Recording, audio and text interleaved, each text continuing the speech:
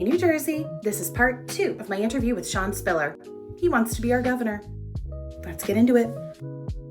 Anytime you come up on my channel, it's typically, why do you send out so many mailers?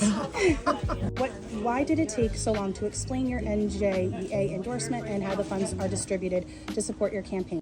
We've been explaining this from go. It actually reaches my main point though. Yeah. Because if you hadn't explained this on social media or on your social channels, people are not going to your website, like to look for information. They just want to see you pop up already. Yeah, I get it. You gotta, like you're saying, right? You gotta meet people. So, we have been explaining from go, as you know, right? It's how's that information reach people? How's it been packaged? Yes, There's a lot of folks out there with an interest to package it a certain way. A lot of the argument seems to be, or what I think people are pushing is that teachers didn't know their dues were going to help your campaign. Yeah. And I think that that's a valid question to ask. And certainly, if they're not looking for your information, they would have no idea. And they just assume that, like you said, those nefarious or specifically sharply edited content that says, this is probably nefarious. They just believe that. Right. People voluntarily join a union.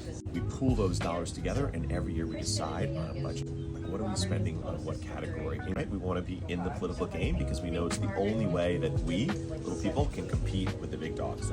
So that budget process is made up by folks all over the state, part of a committee that come together to determine that budget.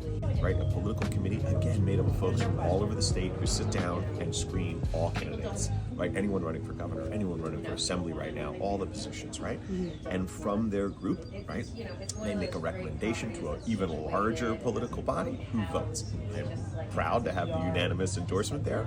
And then there's another step. There's it's like a Congress. It's called our delegate assembly. It's over 150 members elected from every local throughout the state that then takes the budget, then takes the endorsement, decides how those dollars are going to be allocated. And I am proud again to unanimously have them support this campaign. So every step of the way, it has been about as democratic as anything could be.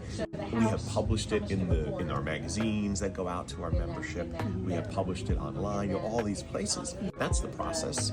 I was truly happy to hear about the process because I had no idea how it worked. New Jersey, let me know in the comments what you feel about his answer here. Do you prefer a union-backed candidate? Keep your eyes peeled for my part 3, where he really dives in to money in politics and who exactly is funding his opponents. He doesn't hold back.